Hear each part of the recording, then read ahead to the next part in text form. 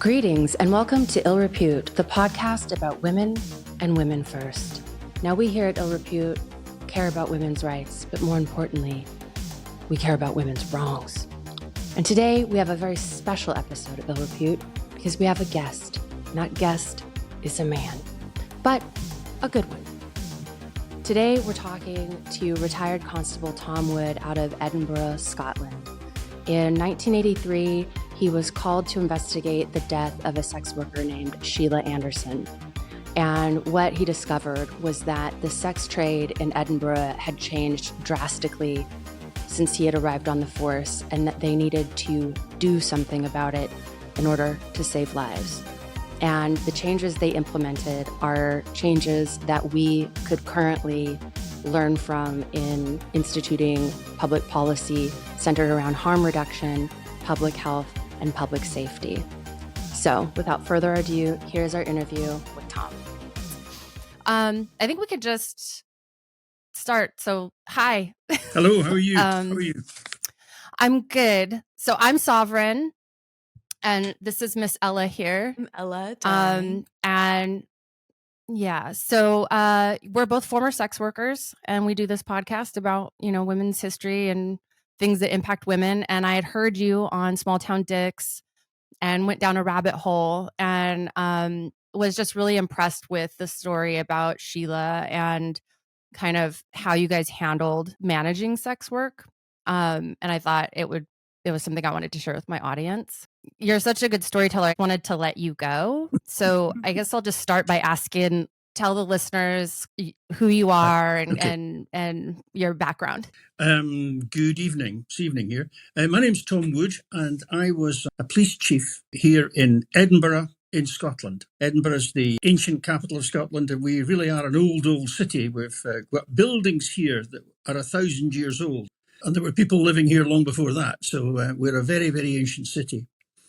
And during my time, I was a working detective when I was in junior rank. And a lot of that time I spent on homicide investigations. And then later, as I climbed through the ranks, I got to be head of operations for the force. And at that time, started to influence policy in relation to the sex industry and how it interacted with the police and with other authorities within the city, with particular reference to public safety, the safety of sex workers, but also, of course, it became very important when HIV and AIDS arrived with us. And it became about public health as well as public safety. And criminal justice, which was really my main job, took a sort of subsidiary role. I think if there's a learning point from all of this, or my experience is, that the sex industry in a particular town or country reflect exactly that community. Okay? It is absolutely reflective, and if it wasn't for that community, there would be no sex industry, and vice versa. And seeing it as some sort of external thing that can be eradicated or then somehow be controlled, I think misses the point. That's the general tone of the story I'm going to tell tonight. But you're a historian, so can I just start by giving a little context? We love context. Edinburgh is an ancient city, as I've described to you.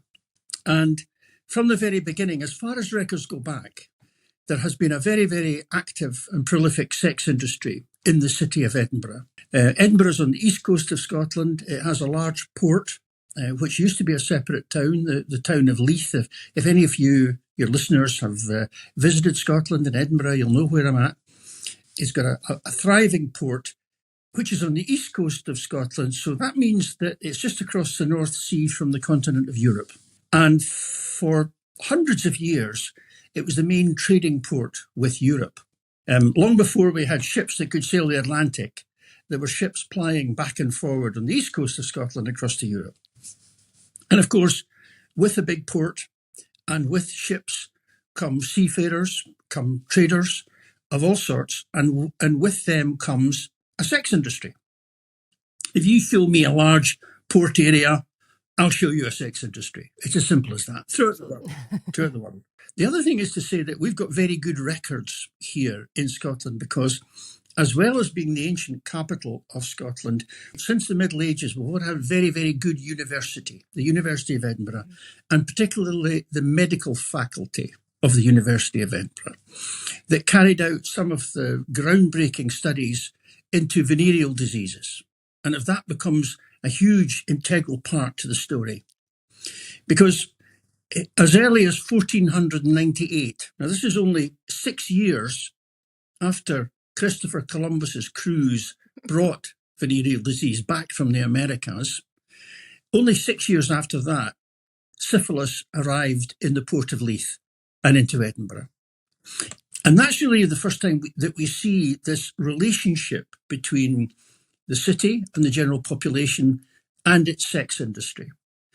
Because immediately syphilis started to spread, and of course it's an equal opportunity disease. It spreads throughout regardless of class. Sex workers began to get the blame. They began to get scapegoated. Right. And that's been a theme that runs through the whole history of the sex industry, is this business of blaming the sex worker and not blaming and never holding to account the user of the sex worker. That's a sort of classic story. Right. So syphilis spread. There was a huge public concern about it, of course. There's a big army garrison in Edinburgh, and there's reports in the 17 and early 1800s that something like 50% of the soldiers in the Edinburgh Castle garrison were down with some form of venereal disease. So there's this big furore about how we're going to keep our troops fit, etc., etc. So moving on slightly from that, we come to a very interesting period in 1840. There's a man called Dr. William Tate who decides to carry out a very in-depth study into what is known as Magdalenalism, which is after Mary Magdalene. Prostitution used to be called Magdalenalism because it was believed that Mary Magdalene in the Bible was a sex worker. There's no evidence to support that whatsoever, but that's the theory. So that was what it was called. And he does an in-depth study of sex workers in and around Edinburgh. And he concludes that there are about 800 full-time sex workers in Edinburgh in 1841, along with about 1,000 part-time sex workers. We've got 200 brothels. There's 5 different categories of brothels, from what they called houses of assignation, which were very upper-class houses where gentlemen of a higher class would go for an evening's entertainment, for drinks and for supper, and then be introduced to young ladies, and etc., etc. Now, there were several categories going down, including coffee shops, and believe it or not, coffee shops were part of the sex industry at that time. Maybe they still are, I don't know. And it goes right down to the lowest form, where you had people who were in derelict buildings and plying their business on the streets. Now, interestingly, he talks about that, but he also measures that about a third of street sex workers die every year. So there's tremendous turnover. And they die from tuberculosis. Diseases were very common then, of course. They die from tuberculosis. They die from alcohol, because, of course, alcohol is not regulated. And there's a tremendous instance of suicide as well. Now, of course, as a homicide investigator, I know that quite a lot of murder is covered up as suicide. And so we got this picture of a tremendous throughput of young women, 300 in a small city, because there's only about 150,000 people live in Edinburgh at that time, so it's quite small. We've got 300 sex workers who just die or disappear off the face of the earth every year. And of course, they're replaced by other people because there's huge poverty in the country, particularly in the rural areas. And so young women are trafficked into Edinburgh with the promise of work in some of the grand houses. And of course, that's just a sham because they're rooted straight into the sex industry. So we tend to think that people trafficking is a relatively new phenomenon. It's not. In these days, it wasn't international people trafficking. It was young women being brought from one part of the country to another part of the country to be exploited. But it's the same story. Now, in 1841, William Tate writes his report. It's fabulous to read them. And it's just so insightful and it's so well supported. It's a brilliant piece of academic research. But of course, the city fathers of Edinburgh were absolutely horrified, because he also discovered and reports quite candidly that many of the brothels which are running in Edinburgh are run from houses which are actually owned by the church. Mm-hmm. Yeah. That's as old as time Mhm. as well. We just did one on the witch hunts, and brothels used to be state and church Mhm. sponsored pre the witch hunts. You know, you got to get that money somewhere. Funnily enough, of course, Scotland has its fair share of witch hunts as well. Yeah. In the 1600s up to about 1700, we had a King James who was particularly keen on hunting witches. And at that time, witch hunting and the trials of witches was not something that was done by a court of law, but was done by a church court. So you can imagine the kind of standards of Yeah. evidence which... Yeah. Not looking good for the home team. So that's where we are. 1840, William Tate tears the cover off and says, look, this is what's going on. Something's got to be done. And the authorities say, we don't want to hear this. We don't want to see what's underneath this stone. Shut up and move along, and business as normal. And business carries on like that for the next 100 years. In the 1950s and the 1960s, there's an active street sex industry. There's one or two brothels, including a very famous brothel, which at one time was one of the biggest in Europe. But the people who work in the street down in the Port of Leith, servicing the sailors and local men, they're generally speaking a pretty worldly wise group of people. In terms of policing, they're not too much of a problem, really, because they know how to look after themselves, and they do not allow themselves to be pimped, and they do not allow themselves to be used for blackmail or extortion or any of the other things that can prey on the sex industry. Right.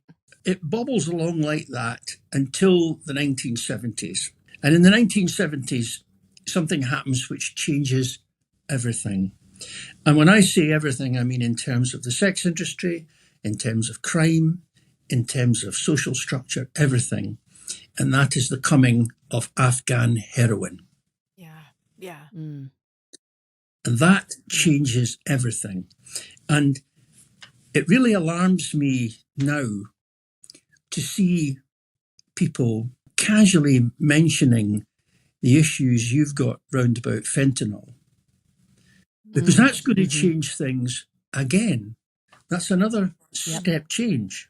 Once again, it's been brought about by a geopolitical change, because in the first wave of heroin came to Scotland because of the fall of the Shah of Iran in the 1970s, and because of changes in that area of the world, which released a whole lot of opium and heroin into Europe.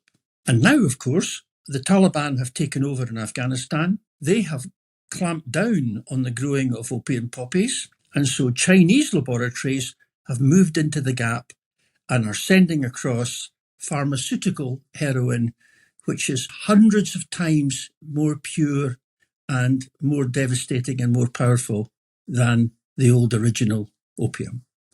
Yeah. So once again, we see a geopolitical movement, and once again, we see a consequence. You've got it first in terms of fentanyl, but our most recent drug death figures, we have appalling drug death figures in Scotland. We're the worst in Europe, and we don't seem to have ever got a grip of it. We're now seeing this new pharmaceutical heroin moving in, and I prophesy that we're going to see another huge increase in drug-related death and drug-related harm. Yeah. So let's talk about Sheila. Sheila changes everything.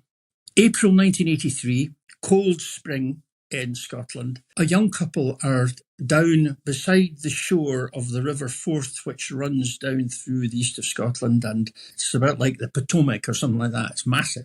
And they're Citizens Band radio fans. You're probably too young to remember the time when people went about with these shortwave radios and they had huge aerials sticking out of the cars. And Before chat rooms, I would get on my dad's CB radio, and it was so fun. Yeah, that's right. Well, there was a whole culture round about it. Mm-hmm. And so this couple went down to the foreshore, and they're driving along the foreshore, and they see what looks like a bag of rubbish in front of them. And they avoid it. And as they're driving by, they see it's not a bag of rubbish. So they get out and have a look. and discovered to their horror that it's a body of a woman who has clearly been crushed to death. Now, the area they were in was right next to the seashore, and it was kind of a place for courting couples and used by the sex industry. Sometimes stolen cars would be dumped there. It was one of these marginal places that people went about at night. So they rushed away and got the police. Police attended, and they thought there was some kind of flicker of life in this poor woman that had been run over. And so an ambulance was called, and an ambulance comes and picks up this woman and takes her to the local hospital, which is not far away. I'm a young detective on the murder squad at that time, and about 2:00 in the morning, I get called out and told to go to the hospital. She was found to be dead. Take possession of the body, take possession of forensic materials, clothes, etc., and then become part of the investigation. So I'm the deputy senior investigating officer. I'm a young inspector at that. So I get to the Western General Hospital, and lying on the trolley is this woman who's obviously been crushed. You could see the marks all over her body. And I thought maybe she looked to be about 50, maybe, in pretty poor physical condition, clothes not very good, but obviously been run over, so difficult to tell. But as I'm there, a young uniformed cop comes in, and he's a local cop. He's in the hospital for something completely different. But he comes in, he looks, he says, I think I know that girl. I think I recognise her. I'm sure that's Sheila Anderson, local girl. Sure it is.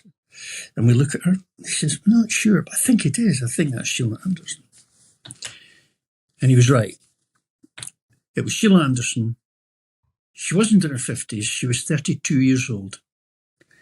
And when I went to her parents' house, there was a picture of her as a teenager on their bookcase. And she was a lovely girl, bonny girl. But she had fallen victim to heroin in that first wave of heroin. Clever girl, did well at school, got married, 2 kids, everything set fair for a good life for Sheila until she was introduced to heroin. Now, some people can use heroin and use it and be functioning just like alcohol. Many people do that. But some people who have an addictive personality get hooked. And Sheila got hooked big time. And within months, she drifted away from her family and became a heroin addict. Abandoned her home, abandoned her children that she loved dearly, abandoned her husband, Alan, who she loved dearly. They'd been high school sweethearts, as you would describe it, and just started living a life on the streets, getting money where she could. There's a fundamental truth about drug addiction and about being addicted to heroin. If you are truly addicted to heroin, there are only 3 ways you can support that addiction. You're either independently wealthy, or you're a rock guitarist or something, or your family's got money, or you steal the money. And that's really hard because you've got to steal the money to prop up your habit every day, 7 days a week, 365 days a year, or there's another way, and that's sell your body. And Sheila had followed the route of many young women who had no alternative if she was going to keep up her habit and service her habit, that she ended up on the streets. She was not what I call a regular street worker. She would come and go as she needed to service her habit. I have a quick question, Tom. Yeah, sure.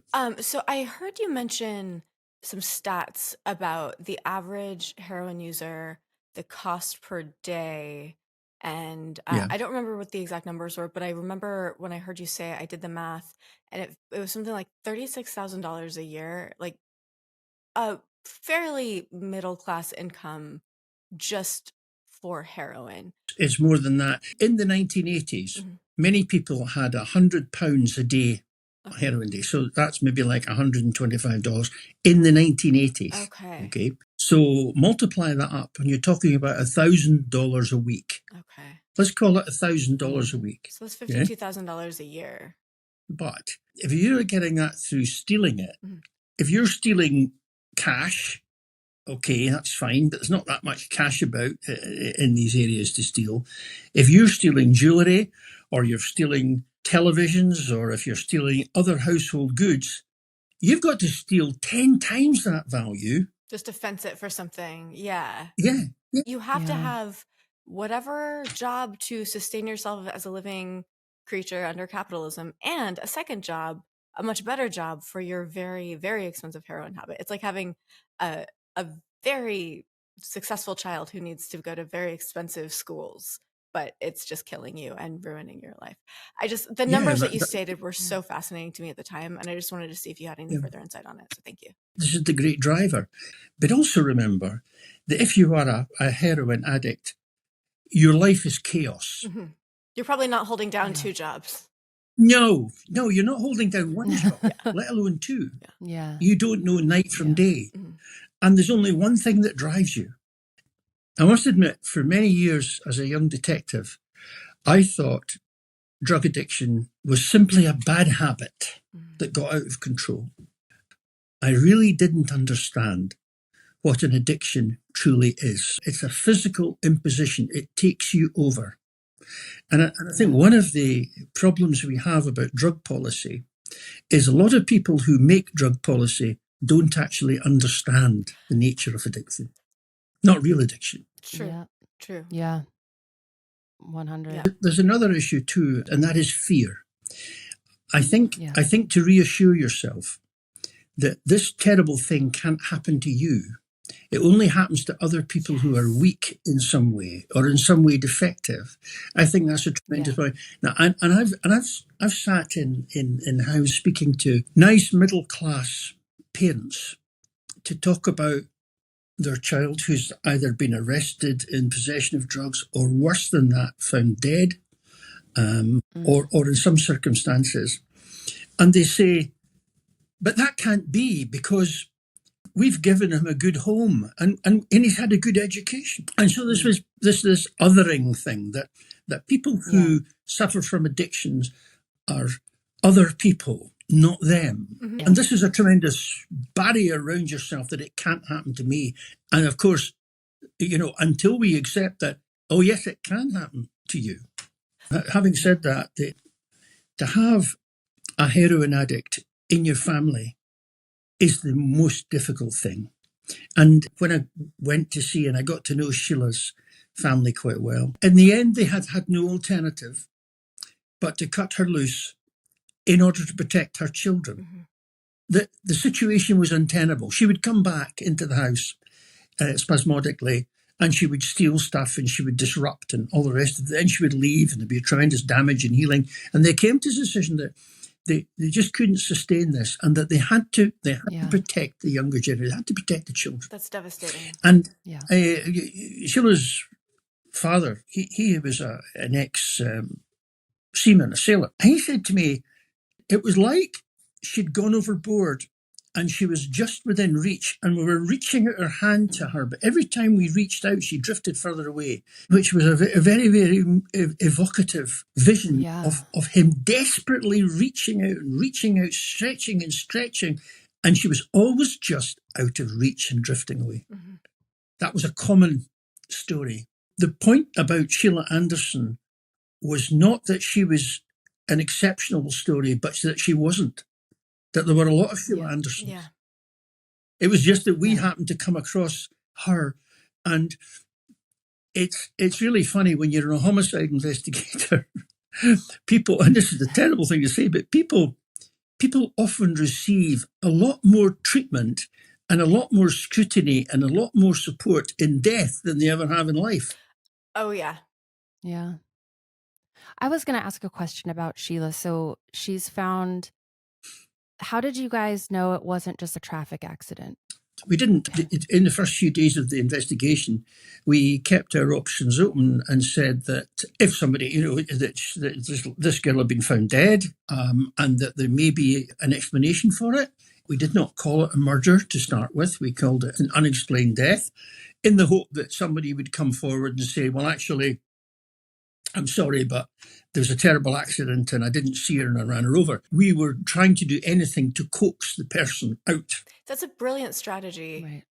And also, if somebody saw something, they'd probably be more likely to want to chime in on an accident than chime in on a murder because a murder means there's a murderer, and nobody wants to be in the bad graces of a murderer. Absolutely. The wisdom is never call it a murder until you know definitively that it is, because once you've called it a murder, you can't go back. Right.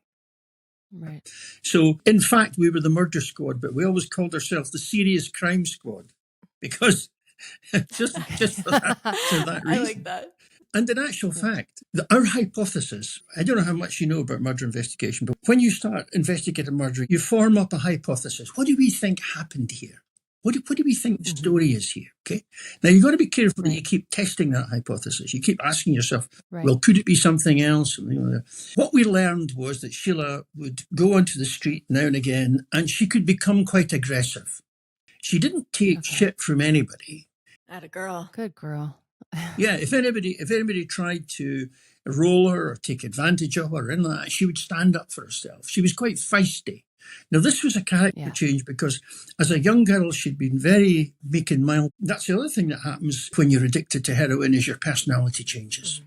And she'd actually been known to remonstrate with some of her customers or clients if they tried to shortchange her or if they tried not to pay her or something. And on one occasion, we actually learned that what she'd done is she'd got out of the car she'd been in and she'd gone round to the front of the car and she'd stood in front of the car with her hands on the hood of the car to prevent it driving away until the person gave her money.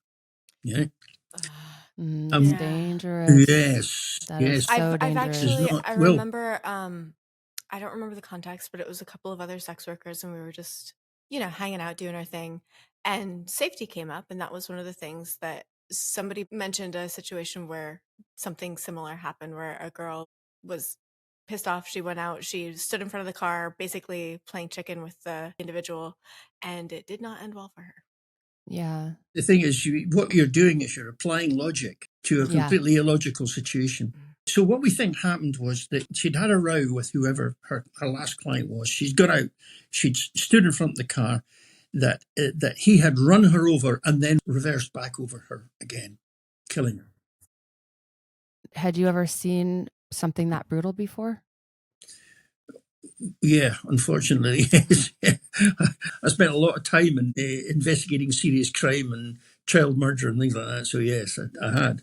What struck me about this story was the reversing back over her like that. It's just so brutal. It takes it from a potential, maybe it's an just accident really kind of. It's just grievous. If it had ever reached court, that would have been the clincher, that culpability, Okay, you can say, well, she ran and I panicked and my foot jumped off the clutch and I ran her over. Then I reversed back over again. Yeah. That led us to start looking at the street sex industry. And of course, we knew all about the street sex industry because we'd been monitoring it for all these years. And we knew there were these elder women and we knew they looked after themselves and we had good intelligence and some of the local cops had good relationships with these girls and that was fine. Until we actually went and had a look and discovered that the world had changed under our feet. All the older streetwise women had gone and had been replaced by chaotic, drug-using, much, much younger and vulnerable girls. I'm using the word girls advisedly because that's what they were. They were 16 and 17 years old.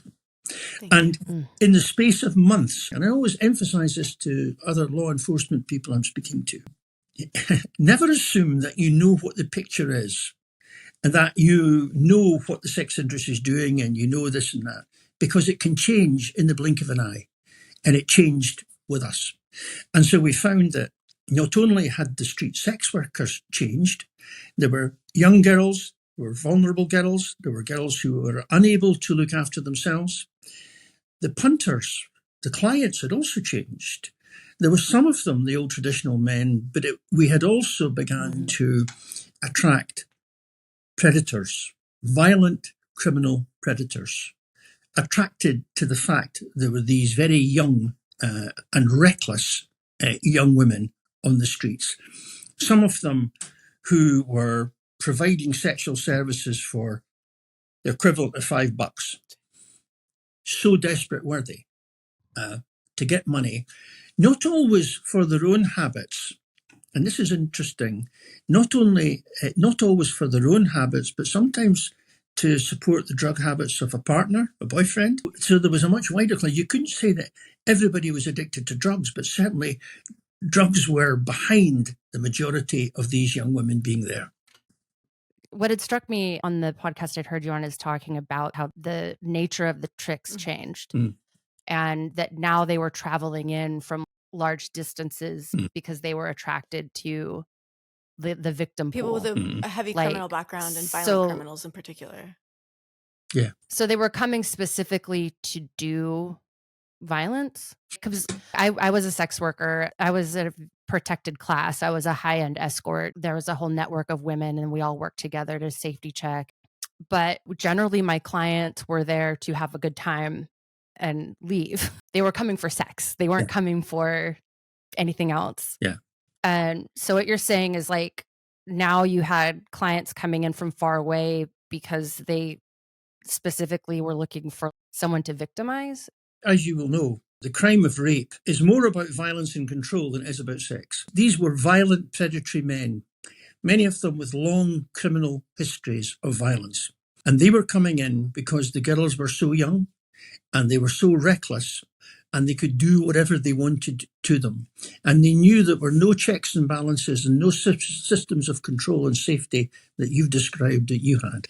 So the established matriarchal hierarchy of sex workers who established a community standards, community safety, community outreach, harm reduction for each other, suddenly they weren't able to maintain that structure because there were so many new young girls coming in. And that shifted the clientele. And driving the price down too. Like, and shifting the clientele to the kind of clients who would want to spend $5 on a 15-year-old girl who has no support system and is desperate, which is a very specific kind of individual. I hesitate to even call them a client. Yeah. No, that's absolutely right. And of course there was no support system. And what happened to the older women, when I say older, I don't mean they were old women. I mean they were the older women were sometimes in their 20s, but that was old comparative to the people who were on the streets. Yeah. They moved into the saunas and massage parlors where it was much safer because they recognized that if they were on the street, then that pool of aggressive and violent and predatory men were there. So they had to seek protection, and that protection lay in the saunas and massage parlors where there was that support system, where there was exactly the same kind of support system as you're describing there as in escort work. Yeah. So it changed the whole order of things. Because for us in law enforcement, it was a huge challenge. Because what we also discovered was that Sheila Anderson had been killed, but many, many other young girls could have been killed, had been very violently attacked and raped and sometimes seriously injured, and we had heard nothing about it. And we'd heard nothing about it because we did not have the communication channels that we'd had with the older girls. Yes. So we were caught out because law enforcement is all about intelligence. It's all about being one ahead. It's all about preempting things happening, preventing things happening as much as detecting them. And we had been caught out very, very badly by that. So the first thing we tried to do, we took a observation point. So what we did was we rented a house which was in the dock area, the red light area, and we set up a surveillance system there. And we took note of all the cars that were passing through.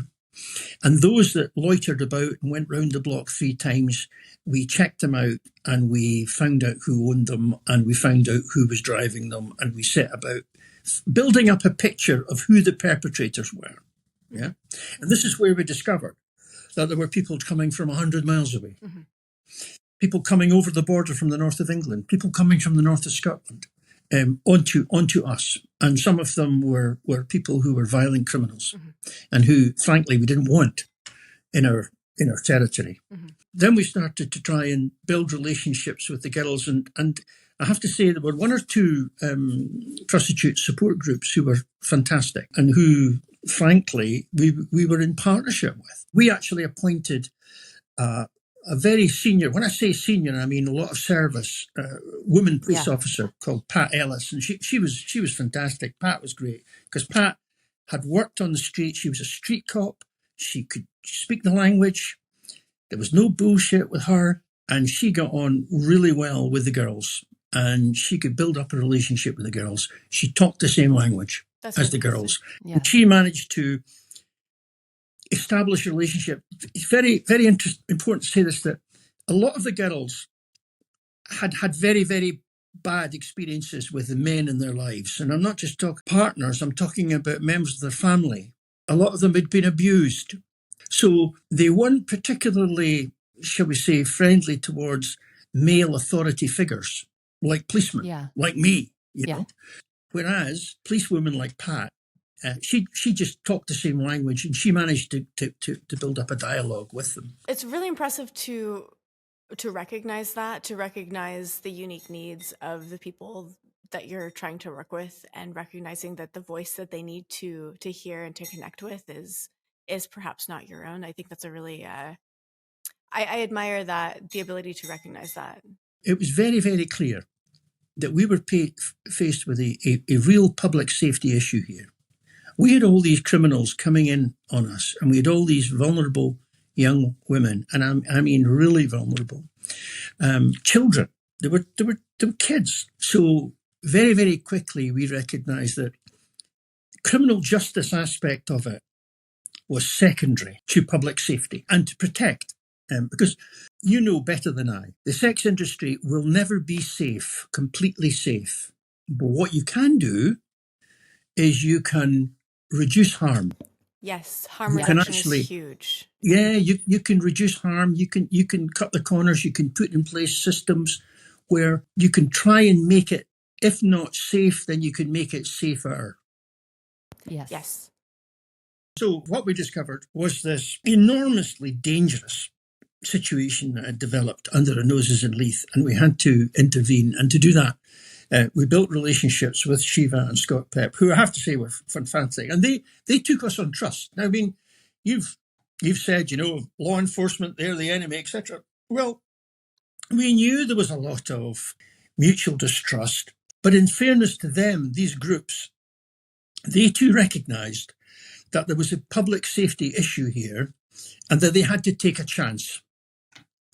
We had to take a chance because we were confiding in them things about people and goings on, and we were saying, watch out for so-and-so, so-and-so, and watch out for this car because it's been driven by this really dangerous guy from way out of town, but he's a violent criminal, etc. So we were forced by the death of Sheila to take people who we would not naturally consider as allies into our confidence.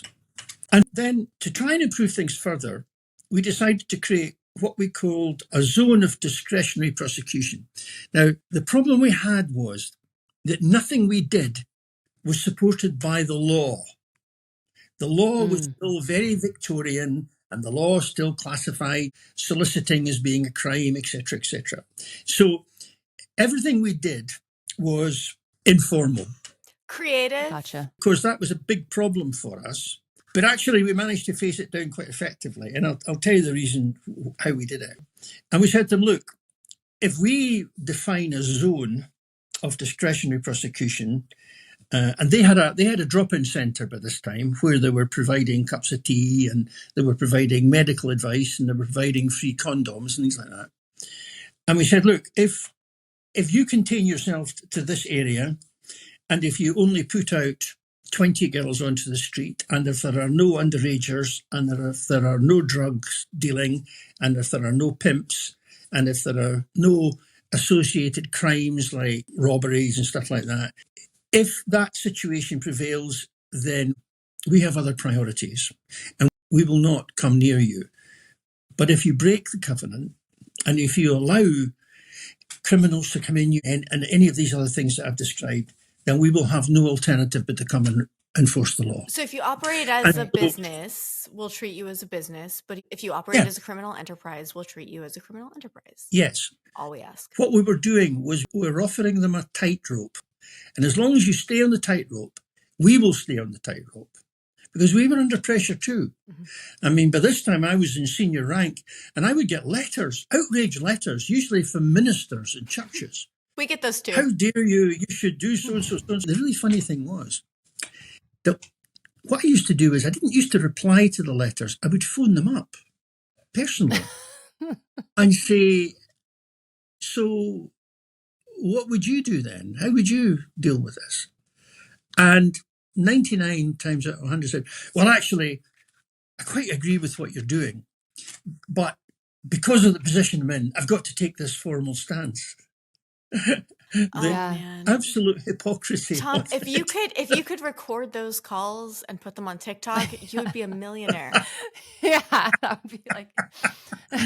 It was very, very funny because, of course, when we were doing the investigation to Sheila's death, we came across a wide variety of people who were using the street girls. I mean, I'm talking about very senior civil servants. I'm talking about ministers. I'm talking about doctors. I'm talking about, as well as all the Tom, criminals. we know. We're sex workers. Oh, yeah. We know. Oh, yeah, we know. Yeah. So it was very interesting Yeah. because what we would do is our detectives would go to their houses and say, we'd like to speak to you about, classically, we'd like to speak to you about so-and-so. Oh, come in. Well, can we speak to you in private? No, there's nothing you say to me that you cannot say in front of my wife. Oh, famous last words. Are you sure? So and I mean, it was comical, but yet it was serious too, because as I say, it laid out this whole mix of people. And also it was interesting because it was one of the only times where you had law-abiding, very middle-class people, very respectable people, mixing with very dangerous criminals in and around that same area. And so the potential for further victimization was extremely strong. Oh, yeah. Yeah. Like it's like swimming in the water, not knowing that the sharks are like right there. What was interesting was the addictive nature of people's interaction with street sex workers, because I always remember going out to see this guy who had been seen time and again in the red light district, his car, and he'd been stopped by the police before and he'd been spoken to before, and he kept coming back. And I went out to see him, and he's a young guy, big good looking guy. He'd been robbed. He'd been blackmailed. He'd lost his family. His wife had left him. He'd lost his job. He'd contracted a venereal disease at some stage, and yet he was still there. And I said, look, you're a big, well set up guy. Why don't you find a girlfriend? And he went, a girlfriend? What would I possibly want a girlfriend for? This is much more exciting. It was this whole excitement, this danger, this risk, this rush of, that was, and this guy, I'll always remember him. He looked at me as if I was some sort of idiot, saying, girlfriend? Why would I want a girlfriend? Yeah, there's a lot of different reasons why it appeals to people. I could sit here and craft client profiles and until everybody's too bored to listen to us. But that's definitely one. I found two main profiles in clients. One was the one that wanted adventure. And so what he wanted was to listen to me talk about being a sex worker. Yes. And it made him feel like he was kind of part of this like sexy antisocial criminal. They like I used to refer to what I did as like under the steak table. Well, I used to call what I did like extra legal, like because with porn too, it's like it's legal because it's not technically considered sex work, and so it's like, but you're kind of in this extra legal, like you're kind of floating around out in the ether. And then the other kind of client was the kind of client that was paying for someone to pay attention to them, and so what they wanted was to talk about their day or what they did at their job and have you be like, oh, wow, like that's so complicated. I don't understand money. Like you're a hedge fund manager. Like, what is that? You know, and like what they wanted was someone just to praise them and kind of be interested in them. But a lot more common was the guy that wanted to feel like he was on the inside. And so like, well, you can just talk to me about sex work and you can talk to me about this and would tell you all the other escorts that he had seen because they know that we all know each other because we all reference check for each other. That's how we stay safe is, well, like if a client comes in, we go, I need the names of 3 other girls you've seen. and then we go contact those girls and ask if they're safe, right? And it's like, so they know that there's that process. And so a lot of times that was the kind of client it was a way to feel adventurous, because a lot of times their day jobs were really boring, and they were living these lives of quiet desperation. And so seeing the girls was a way to feel adventurous and to feel like they were taking a risk and feel like they were somehow part of, what their fantasy of what our lives were like, like that they had a fantasy that our lives were like walking around in lingerie and eating bonbons all day and all this kind of stuff. It's with like our pet slaves doing all of our dishes. Yeah. Like they have this fantasy of what your life is like when you're an escort, and it's like, you're just living in a mansion and like, smoking weed all day. I don't know what they think. Yeah. I live in a small apartment and smoke weed all day. Thank you very much. It's the whole pretty woman thing, isn't it? Yeah, it really is. But then again, like, yeah. When you look like you're having a good time, people want to have that good time with you. Yeah. I had a lot of assumptions about what sex workers were before I was doing it. A lot of my colleagues are entrepreneurs. They're worth $1 million. They save the money, they go buy real estate, they start investing in things. If you keep your wits about you, a lot of these women that come in that have like that kind of a mindset, they're like entrepreneurs. I mean, they're fully running their own business and they're paying taxes. Yeah. I asked myself, and of course some people are trafficked and all the rest of it. That's true. But when I interviewed these women, they were all people who worked in saunas and did escort work and etc. The first thing they said to me was, I'm here because I want to be here. I'm here because I can handle it and it's a lifestyle I enjoy and I want to do it. One of them was a postgraduate student, just coming to the point you're making. One was an older lady, and when I say older, she was 58 years old. She was beautiful. Oh, yeah. Dressed. She was lovely. She was lovely, beautifully dressed. And she told me, and she actually took a big risk too, because she introduced me to one of her clients. She said, come and meet. And this was an older guy, and she was his best friend. Mm-hmm. Mm-hmm. Anyway, coming back to Sheila. So what happened a fortnight after Sheila had been killed, we recovered her handbag. I didn't go into the investigative issues of it, but when she was found, her handbag was missing and her underclothes were missing. And they were found 20 miles down in a public car park a couple of weeks later. And so our hypothesis is that there was an incident, she was run over, and then the punter turned the car round and headed for home, headed for a safe haven. That's what you naturally do, head for your boat. Obviously, on the way away, discovered that the handbag was in the car, so stopped whenever he could and chucked the handbag. Now, from an investigative point of view, we did recover forensic evidence. We do have DNA evidence from Sheila, but as yet, 41 years later, we have not traced the person who left that DNA evidence. We know that the car who ran her over, we know that the car was painted with a sort of red maroon metallic paint. We know that it was an overspray because there were tiny fragments of rust. What year was this? Can you read 1983. 1983 in Edinburgh. Yeah.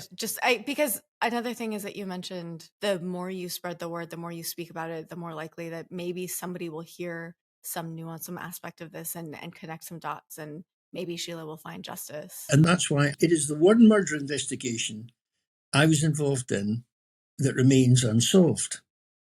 And the man who was in charge of it, who was a dear friend of mine, is now dead. So I'm the last detective in the squad that really has an interest in it, and I feel I have a responsibility for it. And the best way to discharge that responsibility is to keep talking about it. Yes. To keep mentioning it. And every time I do a podcast or write an article about it or speak on the radio about it, there's one or two phone calls come in. Right? Now, up to now, none of these phone calls have led anywhere, but the next one might. Yes. When I'm speaking to you, and your podcast come out, you just never know, because several things can happen. Allegiances can change. People die. People are no longer frightened of someone they were frightened of before. A lot of things can happen over the passage of 40 years. There's a good chance that the punter is now dead himself, because there's a good chance that he was a man of middle years, 40 years on. Is he still alive? He may not be, but he may have children. And if one of his children ever gets swabbed for DNA, then through familial DNA searching, we'll manage to find out who it is. I would love to find out who it was who ran over Sheila. I really would. I want that for you so badly. I want that for her and her family. So have you guys have done, I'm assuming you guys have done the forensic genealogy thing? The whole thing, yeah. And it's been reopened. It's been re-examined several times. We're pretty certain that she was killed by the last punter she had, because about 20 minutes before her body was found, she was seen talking to a man in a car. So the timing of that is about right. So all of that DNA stuff has been done, and we haven't got a hit yet, but I live in hope. I'm hoping one day that we reach a conclusion. However, what's important is that Sheila's death actually brought about huge change, because it made us realise, first of all, that we were completely blind as to the intelligence picture that was going on with sex work. It made us realise that most sex workers were actually people who needed protected. And of course, this became hugely important when HIV and AIDS arrived on us. Some years later. But fortuitously, by that time we had good systems in place, and that we had relationships with Scott Pep and Sheena, so that we could make sure that the public health message was carried forward. So from being a sort of an archaic policing issue, it became a public safety issue, and then it became a public health issue. Yeah. But the problem is this, that the zone of tolerance that we talked about did not last long, because the sex industry changed as well. And now there are still some street sex workers, but as you will know, the vast majority of the sex industry has moved online. And the online world is a dark, mysterious place. And I very much fear that we are no longer as well sighted as we used to be about what is going on and who's involved in it. And we know that there's a new upsurge in people trafficking and exploitation. And that will be happening because of the situation in Eastern Europe. We're getting a lot of people coming in who are ripe to be exploited by unscrupulous people. And you'll have that problem too with people coming up through your southern border. You can guarantee that, because while people are in that situation and vulnerable, other people will come in and prey on them and root some of them into the sex industry. Yes. And I think that's like the reason we have problems with like the internet laws here that like shut down Backpage and stuff, is like our stance has always been us as like legitimate sex workers that want to be here and don't have pimps. We create community, and we create that community online, and like that's how we're able to kind of protect each other and do safety checks and reference checks and things like that. And as the government tries to sort of take away those spaces, like that's what gives us like the most important things between a client, which is time and scrutiny. And the other thing is, if we're online in those spaces and we see someone being trafficked, we can do something about it. And we do. Right? And it's the measures that the US government has taken are things that actually like take us offline and is pushing people back onto the street. And when legitimate people are allowed to be online and do what we want to do, like we're also looking out. If we see an underage girl on a site, we're going to say something. We're going to do something about it, right? And it's like, if you take those sites away and then we're all just independently posting advertisements places, it's like it's taken away the community that where we've found ways to keep each other safe. We have a very strong sense of community protection, community, Mm-hmm. not policing, because we don't like that word, but for example, the porn industry in America implemented STI testing in 2004. And in the 20 years since then, we have not had, to my knowledge, a single instance of HIV transmission on a porn set where testing is used. And testing has only gotten tighter, stronger, and better as, our science has evolved. Yeah. But we haven't had a single instance of that. And that is because of the standards that we've imposed on our own community for our own community safety. And when you allow us the space to do those things, we know what we need better than somebody coming into our community who has no exposure to us.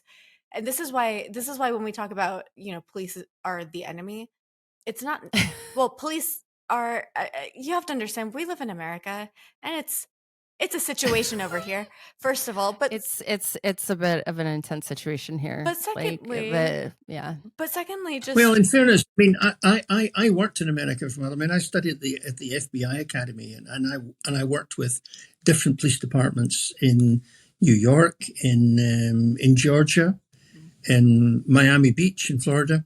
And what I found was there was a vast difference in approach in these police departments, and they went from everything from something which was basically still in the 19th century to some very modern and well adjusted places. So I mean, to talk, when people talk about law enforcement in America, and they sort of try and put an umbrella across it, I think that's just not right.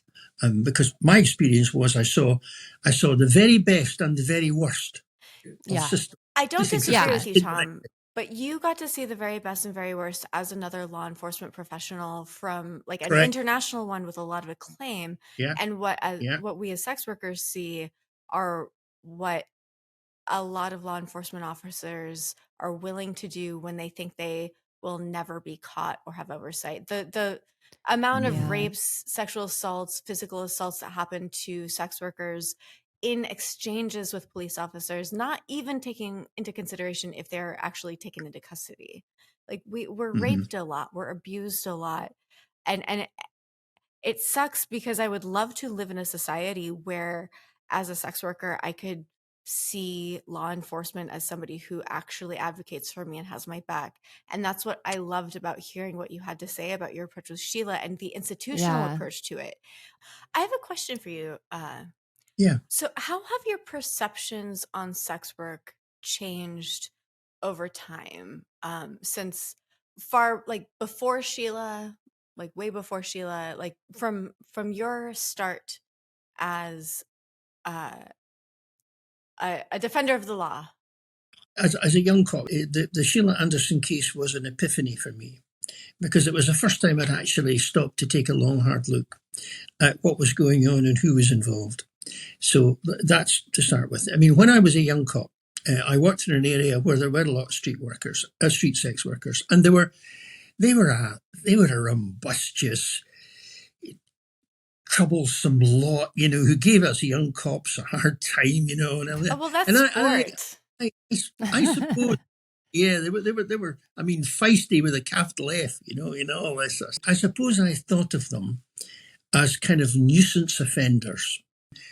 Nothing to get too excited about, but always just there or thereabouts. And the point is, I didn't see them as victims. I should have done.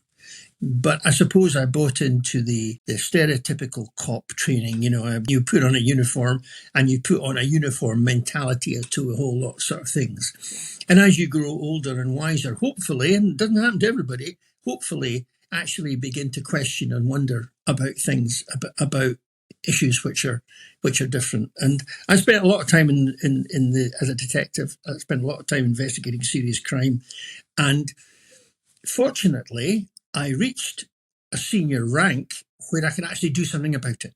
Because when you're in a middle-ranking working detective, you're too busy bailing the boat to be considered. You don't have the power. Neither do you have the organizational power to bring about change.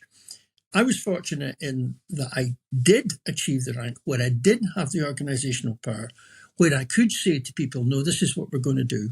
We're going to have this zone of tolerance, and we're going to appoint a prostitute liaison officer. And I'm damned if I'm going to do this or that. And I'm going to speak to these people on the phone who are writing me letters and say, well, what would you do about it then? Yeah. Because as I explained to people, there are three ways you can deal with the sex industry. You can completely ignore it and pretend it's not there. And that's a very traditional law enforcement approach. The traditional law enforcement thing is to try and suppress it. So you enforce the law and you go and arrest people and you rumble them up. And all you do then is drive it underground, where you still can't see what's going on. Yep. And because the sex industry has always and will always exist. And if you look at, it's funny, I did some research into it, and if you look at communist China in 1949 or 1950, it was just after Mao Zedong took over, they decided the sex industry was getting out, and so they introduced the death penalty for prostitutes and people who were using the sex industry. And even that didn't work. So the only pragmatic approach to it is to try and get yourself into the picture. If you want to affect the outcome of a game, get on the pitch and play. Okay? Yeah. And you've got to build a relationship, and you've got to try and reduce risk. You've got to try and find out what's happening so that you can intervene. So that if pharmaceutical opiates arrive on the scene, so that if people are preying on young women, so that if people are pimping or introducing certain things, you learn about it very quickly. Now, the proof of that was that shortly after, I think it was 2 years after Sheila died, there was another murder of a sex worker in Edinburgh. And within an hour, we had the description of the man and the description of the car, and he was arrested within 12 hours. Now, that didn't save the life of the girl, but it proved that the system worked. And it might have saved the lives of many, many people after her. I think it did. You can never prove a negative. Of course. But what I would say is that we did, after that time, up until the present day, we have not lost another sex worker that we know of. It's important to say that we know of, because we've just talked about suicide and how that can be fudged. In other parts of our country, they've had huge problems with the murder of sex workers. From an investigative point of view, can I tell you that the murder of a sex worker is one of the most difficult investigations to undertake. Suppose you said to me, what changed? Well, what changed was our eyes were opened. And instead of seeing a stereotypical view of the sex industry and sex work, by investigating it and finding out exactly what was happening and who was involved, we got a much clearer picture. Yeah, absolutely. We got a much clearer picture. That allowed us to play a part, because law enforcement, policing is part of the community, just like sex work is part of the community. And we all have a role to play, and we are obliged to enforce the law. But all police officers throughout the world have a large degree of discretion. So can I ask, how long did the zone of discretion last? Yeah. Oh, it lasted many years. It lasted about 10 years. What actually happened was it became a victim of its own success, because the zone of discretionary prosecution was in an old, shabby, industrial area, sort of run-down area where nobody much went during the night. But it became quite well known, and then people started to develop the old warehouses into modern flats, and it became a desirable place to live. It's like downtown Los Angeles. They gentrified it. Yeah, they gentrified it. Yeah, and what happened? And people used to say, "Oh, it's, I'm going to live in the Pugale of Edinburgh, the red light district, how fashionable, etc., etc., etc." But of course, the more people that came in, the more voices of complaint there were. Yeah. And as I said right at the very start, the problem we always had was we had no legal basis for doing what we did. Now, we had agreement from our prosecutors, we had agreement from our politicians, but it was all informal. Right. But that wasn't really what killed it. What killed it was the gentrification of the area, but what also killed it was the fact that the sex industry started to go online. And so it changed completely. Yeah. And that was our conversation with Tom. If you want to find Tom, all of his links will be in the show notes for this episode, where you can find his books, his podcast, anything that you want to find out about Tom. All of our social links will also be linked in the show notes. And if you would like to support the podcast, please join our Patreon. It's free to subscribe. We have one tier. It's $5. For that, you get the uncensored video, you get a bonus episode every month, and we're starting a Discord so that we can have some community where you can talk with other people that listen to the show and with us about the show. Try to think if there's any other housekeeping. I think that's it. All right, guys. Thank you. And next week we will be back with another episode of Misery Lit, because you guys really love that. We have 2 more stories about literary fraud coming up. So stay tuned for that next week, and we will see you again.